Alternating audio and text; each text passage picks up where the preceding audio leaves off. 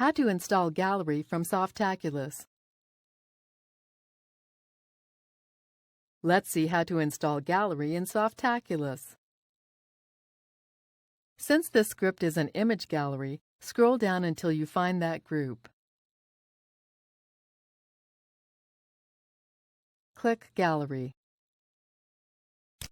You will be taken to the software's overview page where you can view information about it before installing. Go to Install. All the defaults for these options should be fine for most purposes, but we'll take a look at them anyway.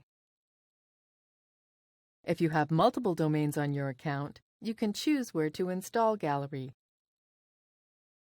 The next two boxes allow you to set the directory and data directory name, which should not exist on the server yet. Enter a username, password, real name, and admin email for the admin account. Click Install. After a moment, the software will be installed. Use this link to view your newly installed application. Here is our new image gallery, which is ready to be used.